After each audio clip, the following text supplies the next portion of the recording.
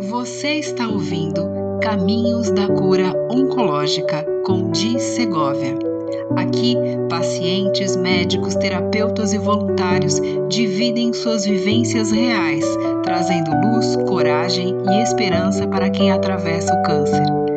Caminhos da Cura Oncológica, onde cada história toca e transforma. Sejam muito bem-vindos, eu sou a Di Segovia, mais um episódio do Caminhos da Cura Oncológica. Hoje muito feliz, porque hoje eu estou acompanhado de uma amiga, em primeiro lugar, uma terapeuta, também paciente oncológica, Fátima Holden.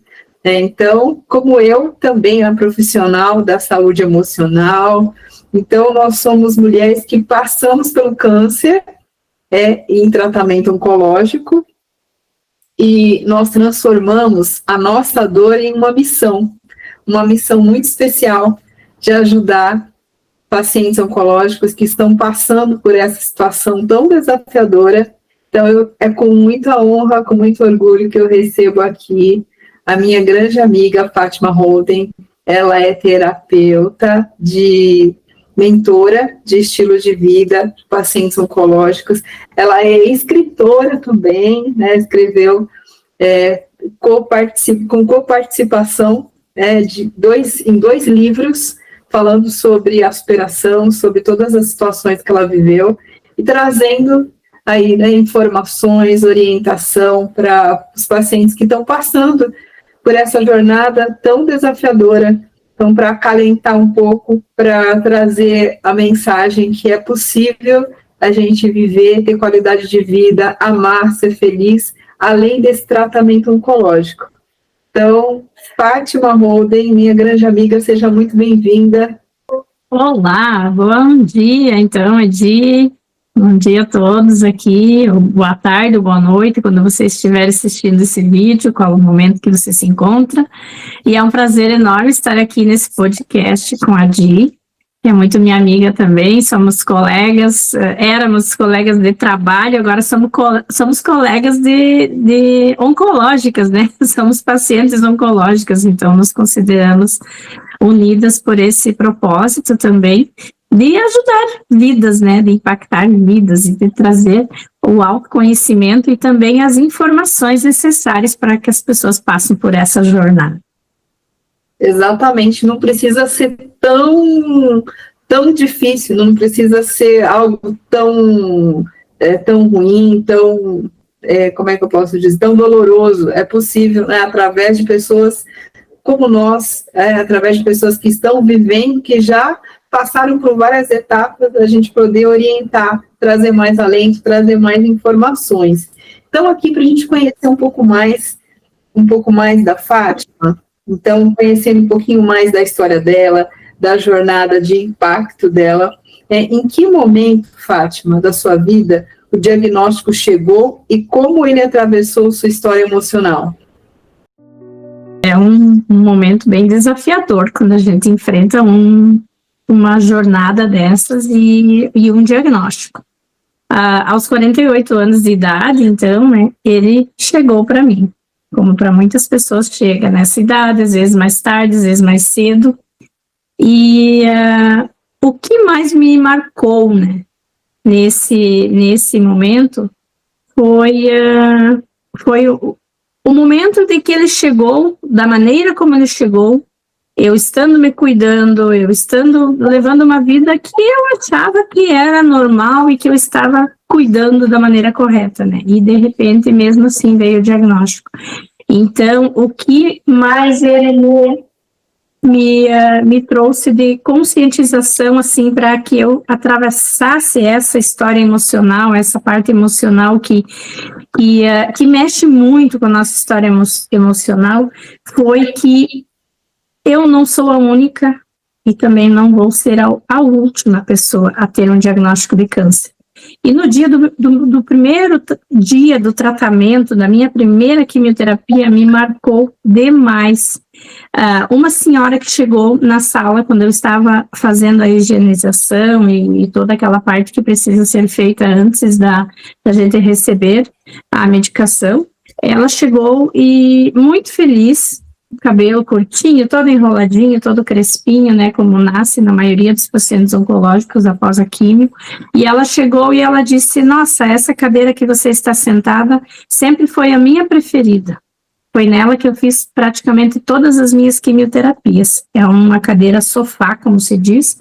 E aí ela disse assim, e hoje eu estou aqui, me liberando da quimioterapia, estou aqui para dizer para você que é o começo, é o início, mas não é o fim. Eu estou aqui para dizer para você que a gente vence, que a gente tem como sair dessa, porque eu estou repassando esse recado aqui para você, que foi me repassado há 9 meses atrás, quando eu iniciei o meu ciclo de quimioterapia. Então, essa parte me marcou muito, porque eu estava num momento com medo de talvez não vencer as etapas da quimioterapia. E aí, essa mulher me dizendo ali, eu estou aqui. Depois de 9 meses, superei todos os ciclos de quimioterapia, estou aqui. Agora eu vou para casa com minha família e vou me cuidar e vou continuar o meu processo de autoconhecimento e de cura, mas eu estou repassando para você essa confiança. Então, essa é uma das coisas que eu levo para a vida, assim. Eu falei em muitos lugares já sobre isso e eu fiz o mesmo processo quando eu terminei a minha quimioterapia. Olha, que bacana. Quando você encontrou uma outra paciente e você falou a mesma... Eu continuei a corrente, né, que a mulher estava dando sequência. Ela recebeu de alguém, ela doou depois no final do tratamento dela, e eu continuei depois, quando eu terminei meu tratamento, eu fui lá e fiz a mesma coisa. Eu fui na primeira poltrona que eu não sentei todas as quimioterapias naquela, mas a primeira poltrona que eu sentei, onde eu recebi esse comunicado, onde eu recebi essa força, eu fui lá e dei para uma outra pessoa essa força e pedi para ela fazer o mesmo quando ela terminasse o processo dela. Nossa, que bacana. Olha, e se você pudesse resumir, Fátima, o que o câncer transformou em você, o que ele tirou e o que ele te deu, quais seriam essas duas coisas? O que ele tirou e o que ele me deu. Eu penso que ele me tirou o medo, me tirou a arrogância, me tirou o orgulho, a vaidade excessiva, a vaidade superficial. Eu creio que o câncer me tirou tudo isso. Mas em contrapartida, ele me deu mais fé, mais coragem, mais reconhecimento, mais autoconfiança, autoestima.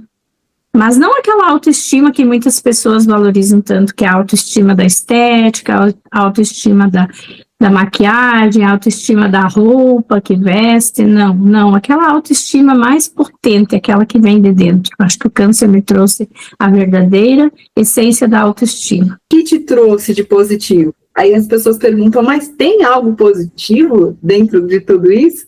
Tem sim, quem é paciente oncológico sabe, como nós, né, por exemplo. De positivo, assim, que você pode dizer da sua vida após esse diagnóstico, o que mais você se identifica, o que você pensa sobre isso? Você falou a respeito da vaidade, por exemplo, né? A vaidade, da excessiva, de outras situações que antes do diagnóstico você vivia e sentia isso.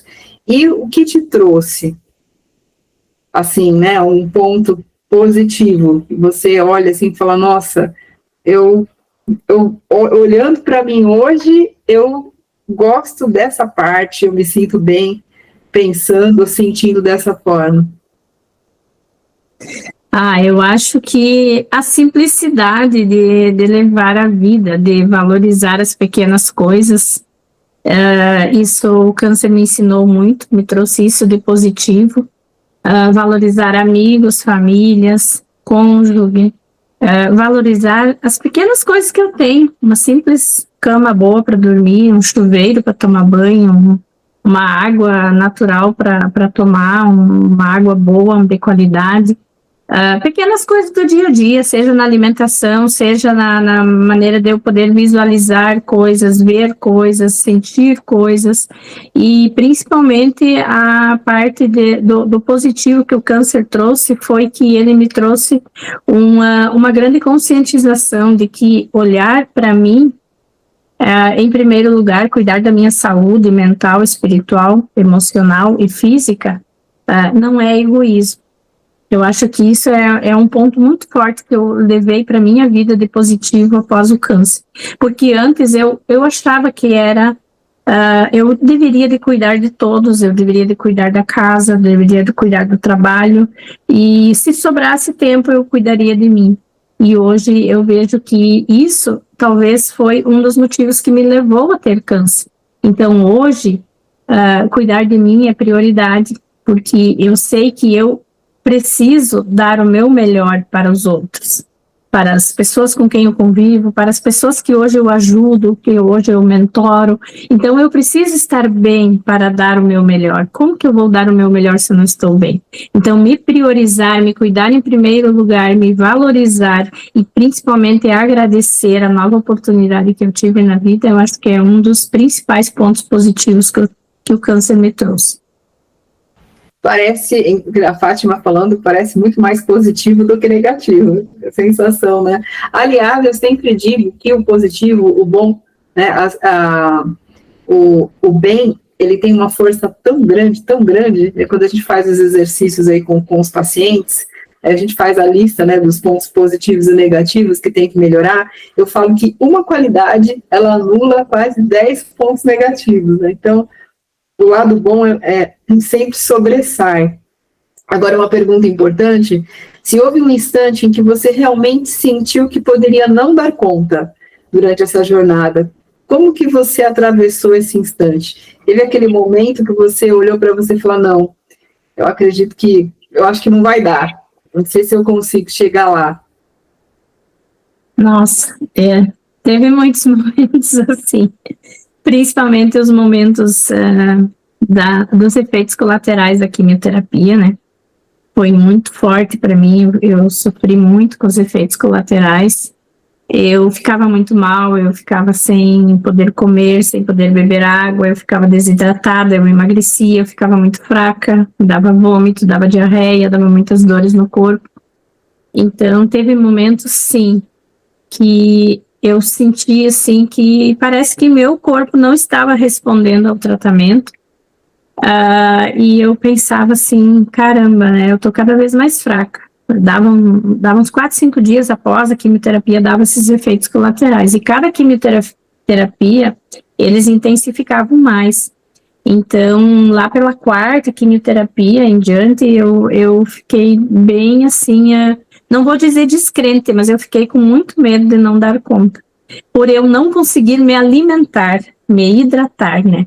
E mesmo que eu quisesse, mesmo que eu forçasse, a comida voltava, a água voltava. Então, às vezes eu pensava, nossa, não é para mim, eu não vou dar conta.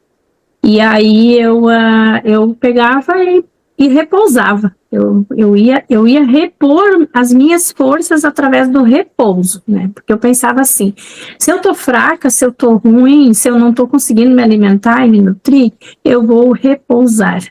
E Deus vai repor as minhas forças através do repouso. E foi aí que eu fui ganhando força, né? Através do repouso, da oração, da meditação. E fui conseguindo passar um dia de cada vez até eu conseguir chegar de novo no momento de sentir, não, agora o pior passou.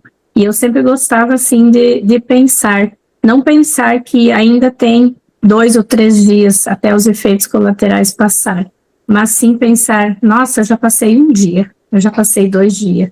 Não pensar no que estava por vir, mas sim no que eu já tinha vencido. Então, isso me dava muita força também. E agora, entrando nisso que você acabou de dizer, falando sobre estilo de vida e cura, e a gente vamos perceber que toda essa experiência ajudou muito na virada de chave após todo esse processo na Fátima como mentora já. Aí, pensando, você trabalha com estilo de vida hoje, com os pacientes, né? Como o tratamento oncológico mudou sua forma de enxergar o corpo, os hábitos e as suas escolhas? Foi uma mudança radical, uma mudança radical que partiu de mim, né? Para minha pessoa, em primeiro lugar, mudar meus hábitos, principalmente os mentais, né? Precisei mudar muito o hábito mental, precisei ressignificar muita crença, eu precisei liberar muito perdão, né? Coisas que eu tinha, que eu precisava perdoar, porque eu percebia que me faziam mal. Então, muitas vezes, orgulho, né? O orgulho, assim, eu tive que ressignificar muito.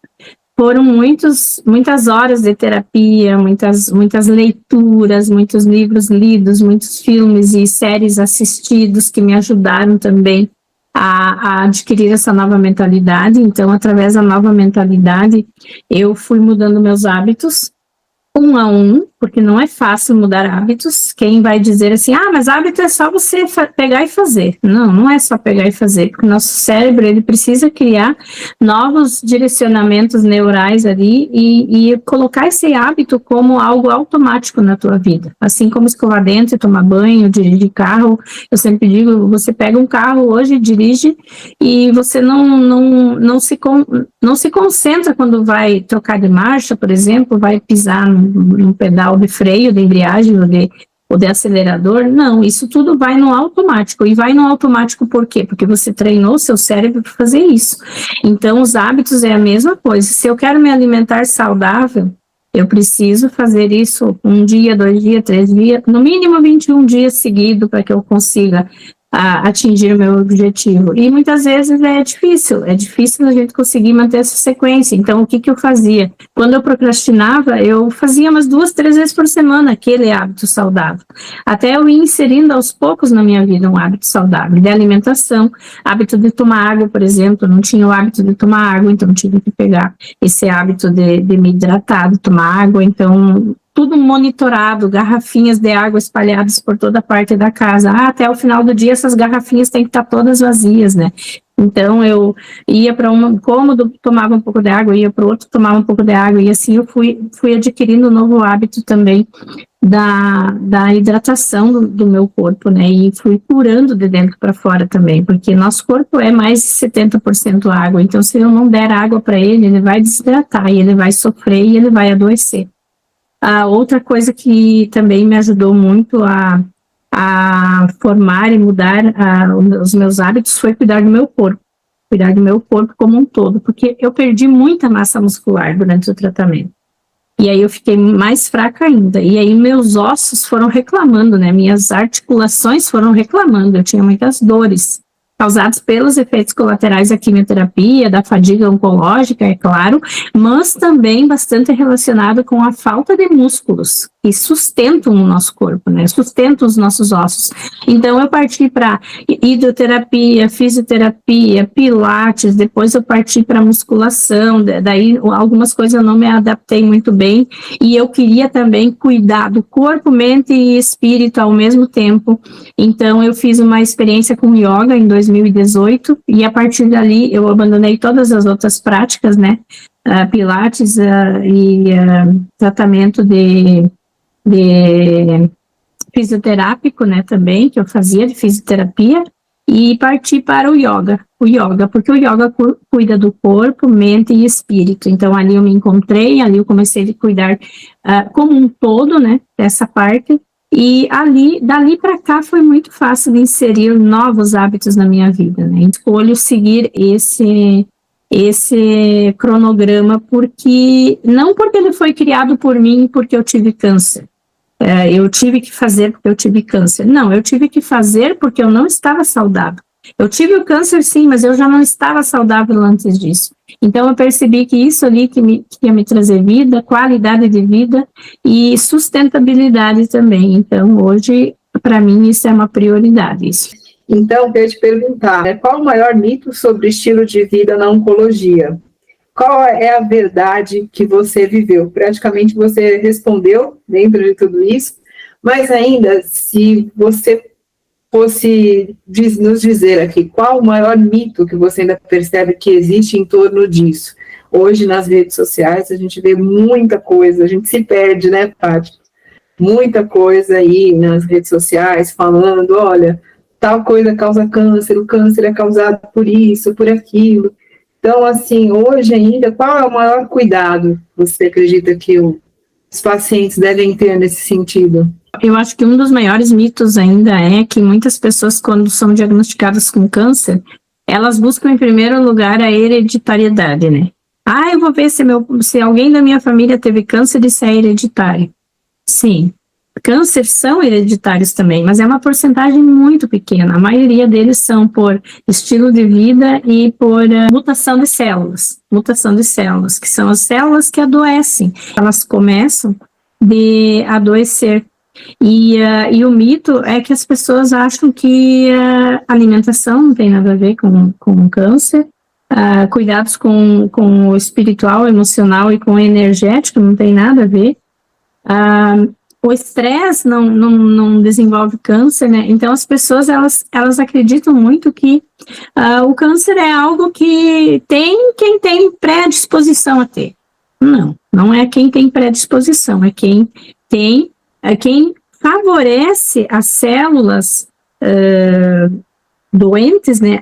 As células saudáveis a adoecer. Se eu favoreço as minhas células a adoecer, elas vão adoecer. Se eu não forneço os nutrientes necessários, a saúde emocional, espiritual e energética necessária. Então, a partir dali, eu passei a também, assim, cuidar mais da minha energia, né? Muitas pessoas dizem, mas energia, o que é energia? E eu costumo dizer assim, a energia é algo que todos nós temos. E a aura também. E muitas vezes a nossa aura está bloqueada, a nossa energia está bloqueada. E tem uma mentora minha que fala muito sobre energia, e ela diz assim, que nós somos uma hidroelétrica, né? Porque nós somos mais de 70% água. E o que a água gera? Energia, né?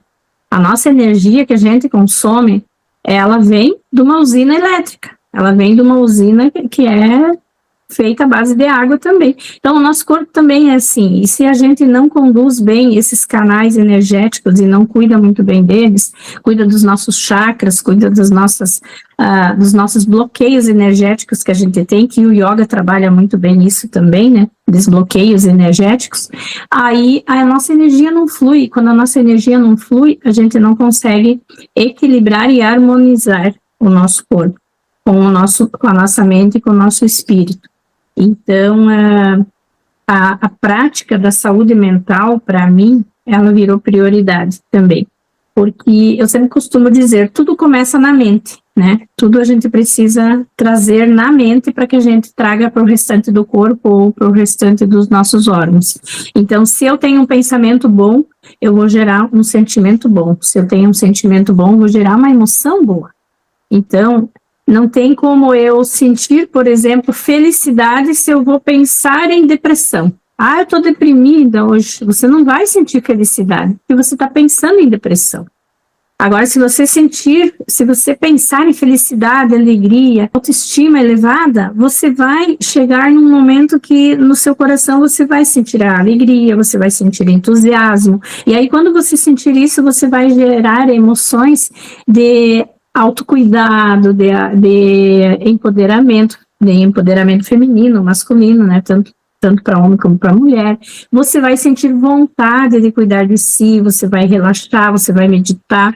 Então, isso tudo que vai trazer a qualidade de vida que você consegue elaborar na sua vida e dizer assim, eu faço aquilo que eu escolho fazer.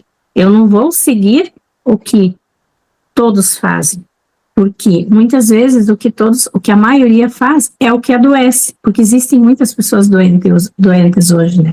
Inclusive, falando de emoções, até a gente tem até um estudo da escala das emoções, que a Fátima também tem conhecimento, estuda do Dr. Hawkins, né? Cada emoção aí também tem uma frequência, olha, muita coisa, é um pouquinho de cada. Então, não é tão simples, não é só o câncer, é qualquer tipo de enfermidade, contando também com a história de cada um. A Fátima também cuida da parte emocional e faz terapia, né? Então, é muito importante, são todos os níveis principais, né? Físico, mental, espiritual, energético. Então, é muito além, não é uma coisa só.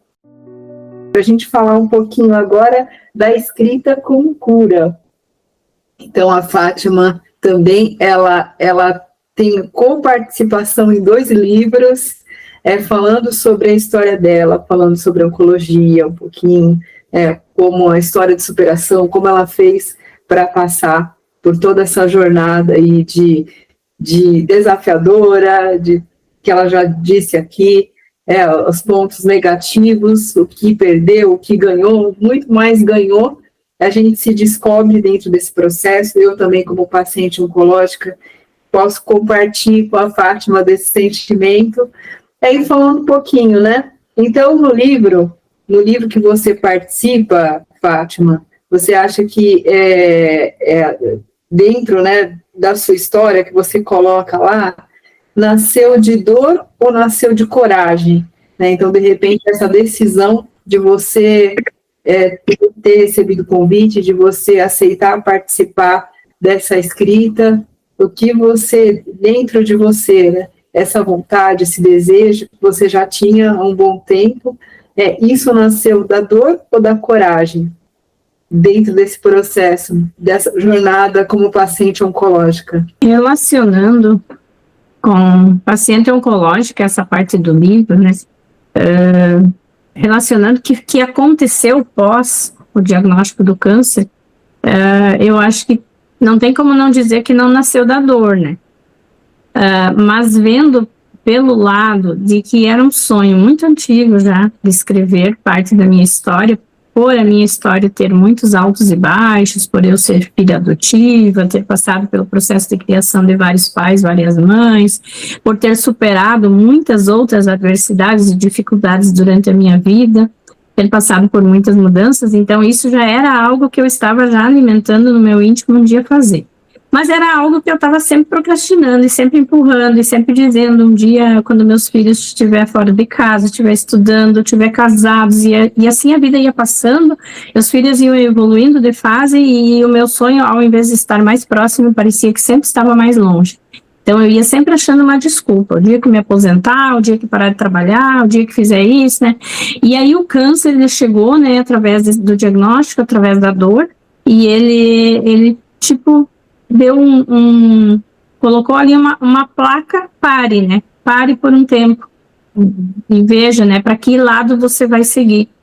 Então, ali, essa bifurcação que abre para todos nós, acho que pacientes oncológicos, quando a gente recebe essa palavra, essa placa de pare, né, a gente tem que escolher um caminho, a gente precisa escolher um caminho. E a gente não quer voltar para o caminho que a gente estava. Né? A gente não quer voltar para aquele caminho que nos adoeceu, a gente quer seguir um outro caminho, a gente quer experimentar um outro caminho, até porque a gente vê que a vida é finita, né? A gente sente que a vida é finita, a gente sente o medo de talvez não poder fazer muita coisa, e aí a gente pensa, não, então vai ser agora, né? Vou fazer agora.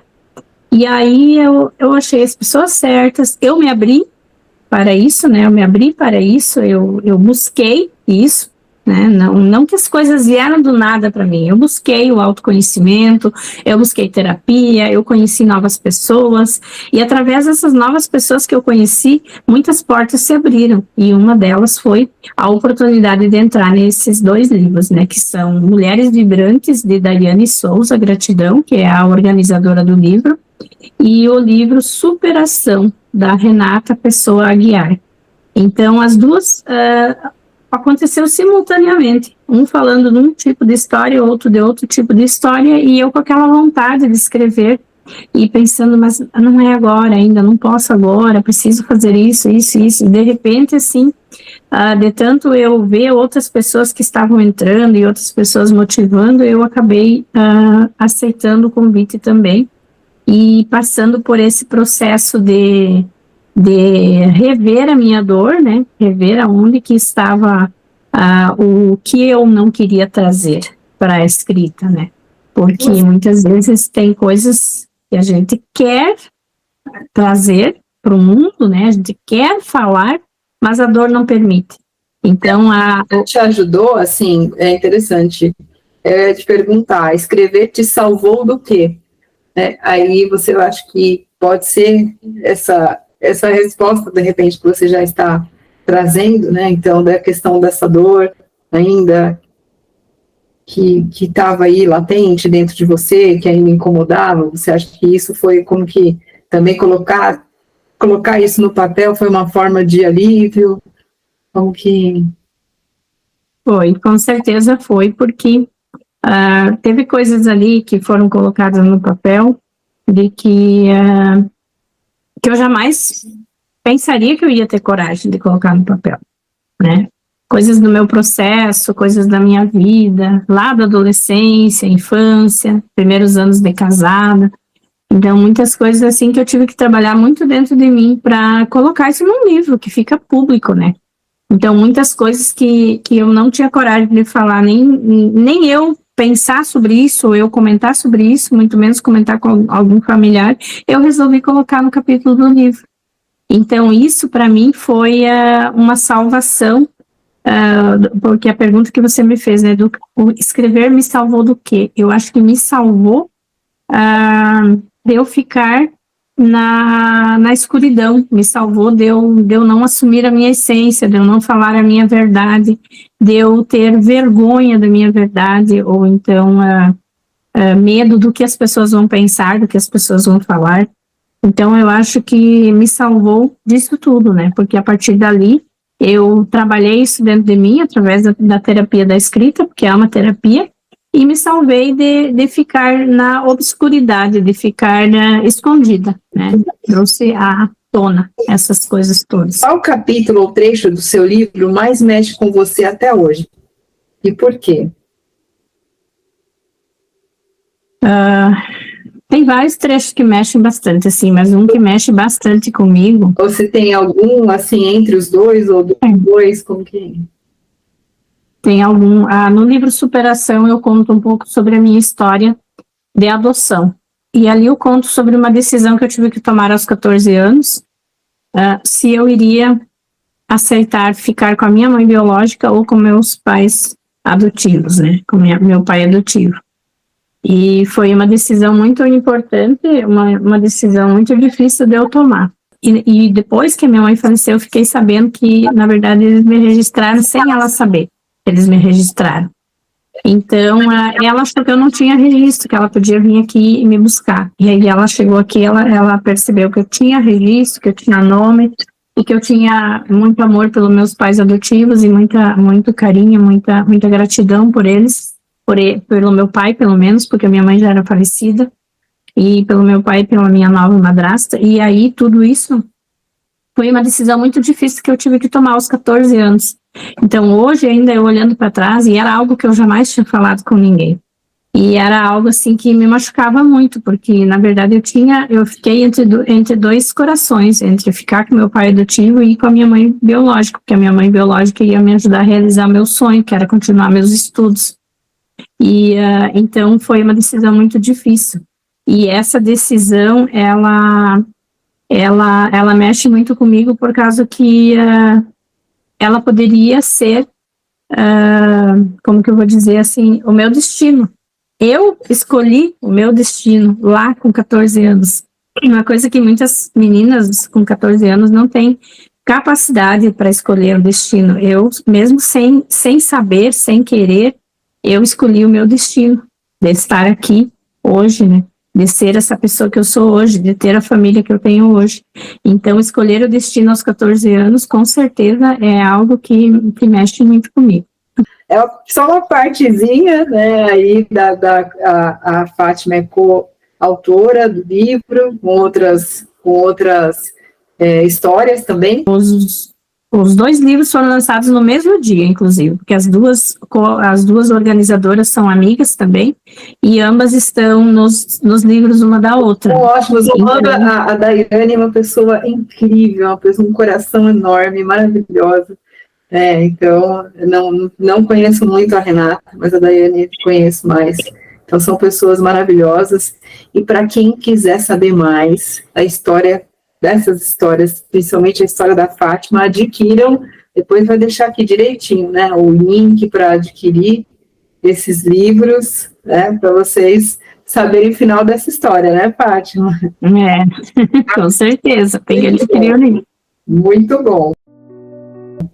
E aí, depois de um tempo falando sobre o seu trabalho, a terapeuta depois da paciente, né, depois do início dessa jornada.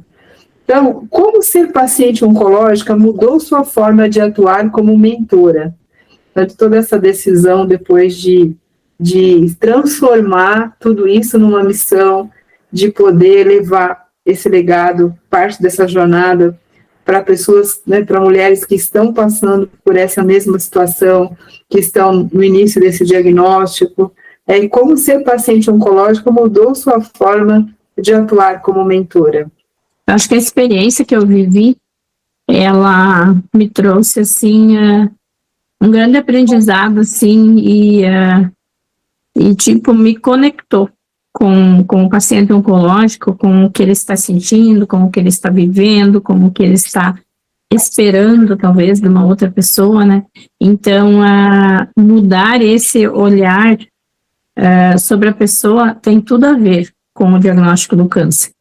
Porque quando a gente está no papel paciente, a gente sente como a gente gostaria de ser tratado. E enquanto que a gente não vive esse papel de paciente, a gente muitas vezes também trata outros pacientes de uma maneira que a gente acha legal, né, ou acha certo. Mas às vezes o paciente não está se sentindo à vontade com aquele tratamento. Então, mentorar depois de eu passar pelo câncer, me tornar mentora após o câncer, foi para mim uma das maiores gratuidades, né, que eu recebi, a maior recompensa que eu recebi após o câncer. Não somente tratando pessoas com câncer, né, porque a Di sabe que eu abri esse espaço também para outras pessoas, porque na minha concepção, o câncer, ele não deve ser cuidado somente quando ele já existe. Ele já deve ser prevenido, né, com cuidados diários, com hábitos, com mentalidade, com cuidados emocionais, espirituais, né, então, trabalhar isso como um todo em pessoas que, entre aspas, né, são saudáveis, mas na verdade não são tão saudáveis também, ou tem uma hipertensão, ou tem uma diabetes, ou tem uma pressão alta, ou tem uma pressão baixa, né, ou tem a obesidade, ou tem bulimia, ou tem compulsão por compras, e isso tudo é um desequilíbrio emocional e mental, né, que a pessoa tem. Então, isso tudo leva, com certeza, a alguma doença mais séria, alguma doença mais crônica. Então, cuidar dessa parte toda como mentora, o diagnóstico do câncer foi, com certeza, um dos maiores aprendizados, né, que eu recebi. Um dos maiores aprendizados foi esse, além de todos os cursos que eu fiz, mas esse, com certeza, impregnou na pele, né, como se diz. Esse é o que mais me motiva e me leva adiante na minha missão. E essa vivência, como a Fátima disse, faz toda a diferença, né? Eu posso dizer também como que nós gostamos de ser tratados, exatamente. Quando a gente sente isso na pele, faz toda a diferença. No meu trabalho também, das mentorias, que a gente faz em grupo, inclusive a Fátima participou de várias aí que a gente sempre deixava gravado por causa disso, porque a gente sabe que o mal-estar, não é? Nós passamos, nós como pacientes, várias vezes, da gente não querer ver nada, nem olhar no celular, só querer deitar, eu quero descansar, eu quero repor energia. Então isso faz toda a diferença. Talvez quem não passou por essa situação, não tem esse olhar. Eu fechava a porta do quarto, eu queria ficar quietinha, quanto mais assistir uma aula. Então, faz toda a diferença quando a gente passa por isso, vive isso na pele.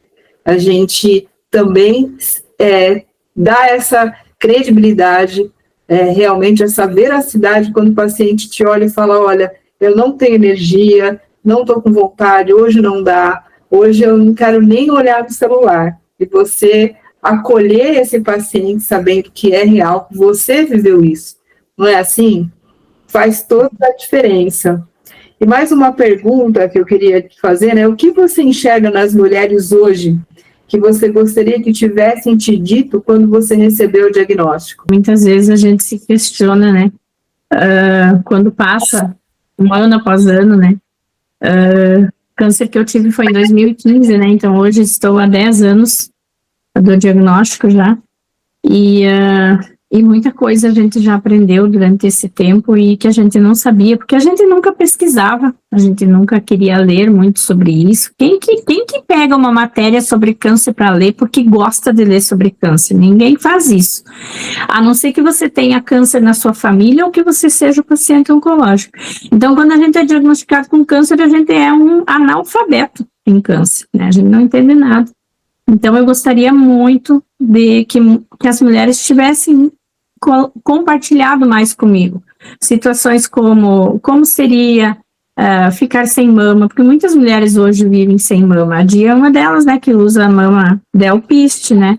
Muitas mulheres, ela optou por não implantar a mama, né? Na época que eu tive câncer, eu nem conhecia a mama Delpiste, né? Nem conhecia a mama Delpiste, conhecia a mama que muitas pessoas faziam com paninhos e coisa, enrolavam o paninho ali, faziam uma bolinha e colocavam dentro do sutiã. Então, para mim, isso era tudo novo. Eu nem mulheres que tinham tido câncer na minha cidade nem abriam comunicação sobre isso. Então, eu era leiga, assim, completamente analfabeta nessa parte. Então, não tive instrução, não tive ninguém que viesse e me dissesse, não, você pode passar por tudo isso de uma forma mais leve, você pode se permitir, você pode se perdoar, você pode reconhecer que você é uma pessoa que pode se transformar, se ressignificar através de, mesmo que você resolva tirar as mamas agora e resolva, por exemplo, resolva fazer mais tarde a cirurgia. Mas tudo bem, é o seu processo, é o seu tempo. Se você está em dúvida, não coloque o silicone, né? No meu caso, eu fiz a mastectomia radical bilateral, né, que é a retirada das 2 mamas, e já fiz um implante de silicone na mesma cirurgia. Foi muito traumático, foi muito doloroso. Então, eu poderia ter poupado o meu corpo um pouco disso, se tivesse alguém, né, me dado um apoio ali, uma palavra.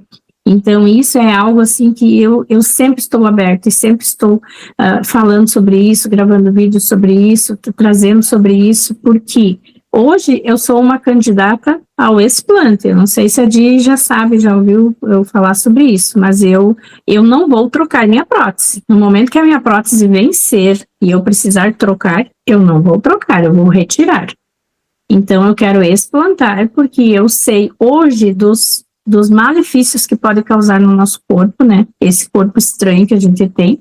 Sei o que eu sofri, sei o que eu passei.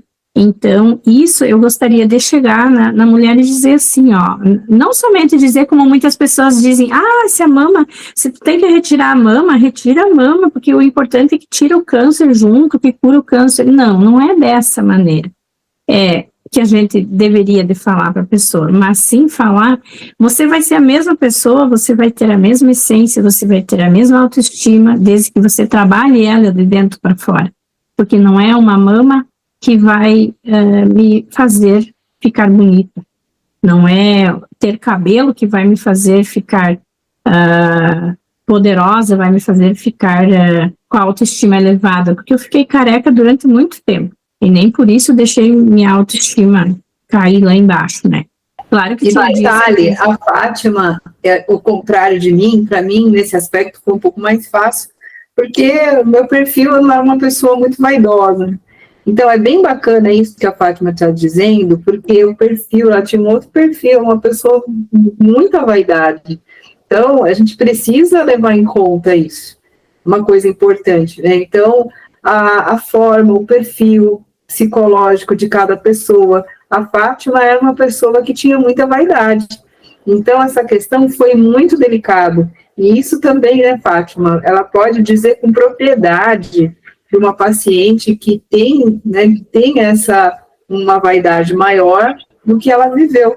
Ela viveu isso, ela superou essa situação, não foi fácil, mas isso é muito importante, poder trazer isso, né, Fátima? Até porque na idade que eu tive o câncer, 48 anos, a gente vive muito a questão assim, a gente já está com menos hormônios no corpo, a gente já vai envelhecendo, a pele já vai ficando flácida, o cabelo já vai branqueando, né? E aí você ou está com o cabelo com luzes, ou está com o cabelo com tintura. E aí tudo isso é um baque muito grande quando você recebe um diagnóstico de câncer, porque a princípio, enquanto que você está fazendo a quimioterapia, você tem que simplesmente deixar de lado todas essas químicas, né? E aí, isso tudo mexe demais com a pessoa. Eu era uma que usava sempre uma cor de cabelo diferente, ou usava luzes, né? E aí, de repente, ter que assumir os brancos, como se diz, né? Os grisalhos. E aí eu pensava, não, mas é só durante o tratamento, né? E aí, durante o tratamento, eu fui mudando a minha mentalidade a certa forma de que tudo o que é agressivo ao meu corpo, mesmo que hoje tem muitas tinturas, muitos produtos que já são veganos, que já são menos invasores, menos agressivos, mas mesmo assim, eu frisei, né, pela minha liberdade. Minha liberdade, o que seria? Eu não preciso retocar o cabelo a cada 15 dias ou uma vez por mês. Eu não preciso ficar cuidando o tempo de marcar a hora, né? Então, todas essas coisas assim foram... são coisas simples, mas são coisas assim muito libertadoras, porque o primeiro cabelo que veio, o meu cabelo veio quase branco. Aí, como ele veio muito fininho, eu peguei e raspei todo ele de novo. E aí, na segunda vez, ele veio um pouquinho mais escuro, mas veio os grisalhos no meio. E hoje, eu estou com meus grisalhos naturalmente e pretendo não colocar mais tintura, nem luzes, nem nada. Então, assim, tá lindo, gostei. Nossa, como que eu vou ficar sem cabelo? O meu cabelo é a moldura do meu rosto. E aí, eu usava cabelo longo um bom tempo, e depois do câncer também usei cabelo longo um bom tempo para voltar àquela minha essência que eu tinha primeiro. Depois eu resolvi cortar ele mais curtinho, até para me dar mais liberdade ainda, né, de cuidados e tudo. E me gosto assim, não vou dizer que um dia não vá usar cabelo longo de novo, mas me gosto assim, no momento vou ficar assim. Então, eu gostaria de falar e de passar esse tipo de confiança para as mulheres. Se amem em primeiro lugar da maneira como vocês são. Gordinhas, com celulite, ou com uma mama, ou com duas mamas, ou com cabelo ou sem cabelo, e isso tudo é algo que vai melhorar a nossa autoestima e fortalecer a nossa essência, porque a nossa essência, ela é única, porque a gente quer seguir o que a maioria faz, né? E a gente não dá valor àquilo que a gente pensa, e àquilo que a gente sente, e àquilo que a gente acha que é saudável e que é bom para que a gente possa ser feliz e viver em paz. Então, assumir a nossa essência é isso, é a gente viver o que é nosso. O que é do outro é do outro. Cada um vive a sua vida da maneira como ele quer. Ele é livre para isso. Nós somos livres para isso. E qual conselho você daria para os familiares, né, que muitas vezes sofrem em silêncio? A gente sabe, não é fácil. Eu também sou familiar, paciente oncológico, meu marido em 2015 também, na mesma época da Fátima, diagnóstico. Então, eu diria que se a gente não ter cuidado, a gente, dependendo da situação, o familiar sofre ainda mais que o paciente, né? Além do sentimento que ele tem de cuidado com o paciente, ele ainda tem aquele sentimento de compaixão e aquele sentimento de também não entender exatamente o que está passando. Então, muitas vezes, ao invés dele ajudar, ele até atrapalha ou ele até sufoca o paciente oncológico. Então, assim, um cuidado um conselho que eu gostaria de dar, né, uma orientação, é que respeite o momento, né, como a Di mesmo disse, às vezes dá vontade de a gente se trancar no quarto e ficar sozinha, ou dá vontade de chorar, ou dá vontade de ser pessimista até mesmo, né, até por uma questão de revolta com a gente mesmo, muitas vezes, mas a gente precisa botar para fora, porque todo sentimento que a gente não botar para fora, ele vai nos adoecer. Seja ele bom, seja ele ruim, a gente precisa colocar para fora. Então, os pacientes oncológicos, eles precisam ser respeitados, em primeiro lugar, como pessoas que estão passando por um processo desconhecido para eles também, e eles também estão sofrendo com essa nova realidade. E muitas vezes o familiar, ele acha que ele tem que, tipo, carregar o paciente oncológico para tudo que é lugar, ou então fazer tudo por ele. Não, nós ainda temos a nossa autonomia, e quando nós podemos e conseguimos, nós gostamos de fazer o que é nosso, né? A gente gosta de ser ajudado, a gente se permite até ser ajudado. Isso também é uma questão bem complicada, porque muitas pessoas até não permitem ser ajudadas, né? Mas a gente, como paciente oncológico, precisa permitir ser ajudado. Mas também a gente quer fazer parte, a gente não quer se sentir uma pessoa inútil, uma pessoa que não está agregando, né, que não está conseguindo cuidar da própria vida, né.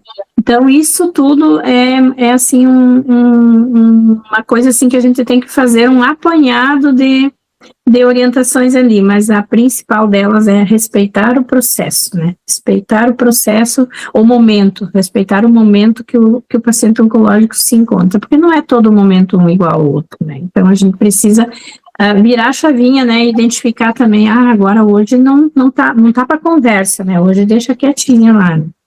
E agora, para encerrar esse podcast, uma pergunta bem interessante, né, aí, Fátima, o que o câncer te ensinou sobre vida e não sobre doença, morte? Então, a Fátima disse aqui que realmente, assim, quem gosta de pesquisar sobre isso, falar sobre câncer, porque, na verdade, a própria mídia tem culpa, o câncer, ele está 100% associado com morte, né? Ainda está, se a gente vê filmes, você vê filmes, acho que 99% dos filmes são muito poucos, que o paciente consegue superar, consegue a cura, a grande parte deu um diagnóstico de câncer, é sinônimo de perda, é sinônimo de morte. Então, isso está no nosso inconsciente coletivo há muitos anos. Câncer, sinônimo de morte, sinônimo de perda. Então, dentro da sua jornada, o que o câncer te ensinou sobre vida e não sobre doença ou morte? Sobre vida e não sobre doença ou morte. Sobre vida, eu acho que ele me ensinou muito de que a vida é finita, né? A vida é hoje, a vida é presença. Acho que o câncer me ensinou isso. Muitas vezes a gente passa o dia todo no automático e a gente não percebe o dia passar, e a gente não percebe nem o que a gente viveu ou sentiu. A gente sabe que a gente trabalhou, que a gente realizou coisas, mas e o que eu senti? O que eu presenciei, o que eu emanei, ou o que eu absorvi de bom desse meu dia de hoje? Se eu chegar no final do dia, assim, para agradecer o meu dia, o que eu tenho para agradecer hoje, né? Me questionar o que eu tenho para agradecer. Porque a finitude da vida, ela é algo assim que, automaticamente, quando você pensa que a vida é finita, né? E que eu só tenho o domínio e o controle do meu dia de hoje. Eu não posso mais fazer nada do dia de ontem que passou. Posso só ressignificar, isso eu posso fazer, mas eu não posso mais mudar o que aconteceu. E como eu também não posso, eu posso planejar o dia da manhã, mas eu não posso viver o dia da manhã já no dia de hoje, porque talvez eu planeje uma coisa e amanhã aconteça de forma diferente. Então eu não tenho o controle do dia da manhã, eu tenho o controle do hoje, do agora, do que eu estou fazendo agora aqui. Então isso, a vida, ele me ensinou sobre vida. E sobre doença e morte, ele também me ensinou que nem toda doença é castigo, nem toda doença é para o nosso mal. A doença, ela vem porque o nosso corpo está cansado, nossa alma está gritando que a gente precisa dar um cuidado especial para ela, e aí a gente acaba precisando parar para cuidar. Então, na verdade, é um acolhimento. A doença, ela traz um acolhimento do nosso ser. E a morte, o medo da morte que a gente sente quando a gente é diagnosticado com câncer, para mim, foi, assim, uma bênção no sentido também, assim, eu nunca pensei na morte, sabe? Eu vivia meu dia a dia, assim, como se eu nunca fosse morrer, né? Eu sabia que um dia eu ia morrer, mas, eu não sei quando, daqui a muitos anos, né? E aí, quando a gente é diagnosticado com câncer, a gente pensa, poxa, quem sabe eu morra daqui a 1 mês, daqui a 2, daqui a 1 ano.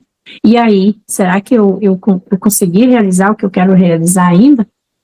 Sempre dizem assim, né, que a gente tem que fazer 3 coisas na vida: ter um filho, plantar uma árvore e escrever um livro. E eu só tinha tido filho, plantado árvore e não tinha escrito livro. E aí eu pensei, então agora é a época de eu escrever um livro, né? É um ditado que dizem, né? E aí eu pensei assim, nossa, o câncer me permitiu eu pensar sobre a morte, eu me preparar para a morte. E aí eu cheguei a agradecer num momento muito profundo, assim, do meu tratamento, onde eu realmente, assim, senti a fraqueza tomando conta do meu corpo. Eu cheguei a orar para Deus e dizer, conversar com Deus, ó, se é meu momento, eu quero que você me prepare, eu quero que você me dê tranquilidade, me dê paz, me dê entendimento, me dê sabedoria para entender esse momento. E a partir daquele momento, depois, eu pensei numa forma totalmente diferente da morte, porque a morte, ela está cada dia mais próxima de nós, né? A gente está vivendo um dia após o outro, mas a gente está cada dia mais próximo do nosso dia de partir. E a gente se preparando, e a gente pensando e refletindo sobre isso automaticamente nos traz uma vontade imensa de viver, uma vontade imensa de cuidar da nossa vida, né? Então, a doença e a morte, elas para mim também foram um aprendizado, né? Um aprendizado muito grande. Fátima, só gratidão, muito bom estar aqui com você. Para quem quiser te encontrar, para quem quiser saber um pouco mais o que você tem feito do seu trabalho, como que as pessoas conseguem te encontrar sobre os livros, para quem quiser comprar o livro, como é que faz? Não tenho livro digital ainda para venda, né? Só tenho livro físico. Mas eu estou juntando, assim, 10, 12 livros vendidos, e aí eu vou no correio, coloco no correio e mando para qualquer lugar do Brasil, do mundo, né, até. E o valor deles, daí, ele acrescenta só R$10, que é um valor que eu cobro a mais por causa da taxa do correio, né? E assim o valor deles é 1 por 60 ou 2 por 100. Se pegar os dois, né, daí é R$100. E para adquirir eles, podem entrar direto no meu direct lá no Instagram, podem me chamar no WhatsApp também. Eu tenho lá na link da bio do Instagram, tem meu número do WhatsApp. E meu Instagram é Fátima Roden 8. E também podem me chamar, então, no Facebook também, Fátima Roden, no Messenger, né?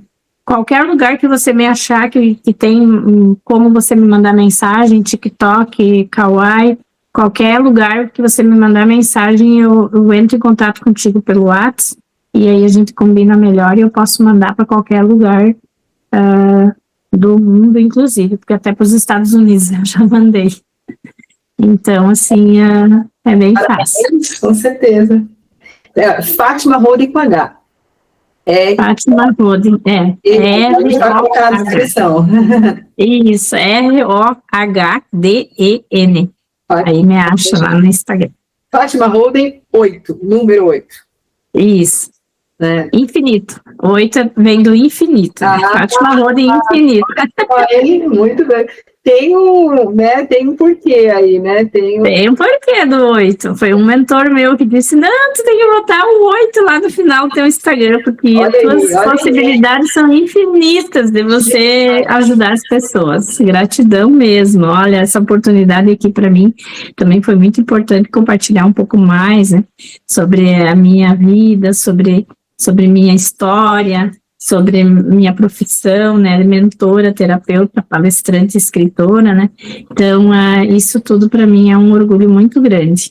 Uma pessoa que iniciou lá, né, nos anos 80, como se diz, né, estudei somente até 4ª série, tem ensino fundamental incompleto, e eu nunca mais fui para uma sala de aula, só fui para a minha mesinha do computador aqui, fazendo cursos online desde 2017, me capacitando, estudando, né, são vários anos já estudando, então, assim, para mim é um orgulho poder estar aqui contribuindo com a humanidade. Vocês captaram, ela falou 2017, o câncer vem em 2015, então mais uma coisa importante, né, então mais uma lição muito bacana, esse viver, o dia atrás do outro, essa vontade de viver após 2015, então essa virada de chave vem em 2017, após o diagnóstico do câncer. Olha quanta coisa importante que esse diagnóstico trouxe na vida da Fátima, na minha vida, na vida de muitas pessoas, e de deixar registrado aqui, né, que não é o fim, é o início de novas histórias. É um slogan que eu tenho também: câncer não é o fim de tudo, é o início de uma nova trajetória, de uma nova jornada, e muito mais desafiadora e, ao mesmo tempo, de muito crescimento emocional, mental, espiritual, em todos os aspectos. Gratidão de estar aqui conosco. O nosso Spotify, procurem lá Caminhos da Cura Oncológica. Então, o podcast Caminhos da Cura Oncológica vai estar lá. Podcast com a Fátima Holden, falando sobre vários temas aí dentro da oncologia, falando sobre cura, falando sobre mentoria, sobre experiência própria e também como terapeuta. Então, acessem o podcast Caminhos da Cura Oncológica, ou o YouTube também vai estar lá, @DSegovia. Então, quem quiser acessar, vai estar publicado nessas redes sociais. Muito obrigada. E até o próximo episódio. Fiquem com Deus. Obrigada, Fátima. Gratidão. Até mais.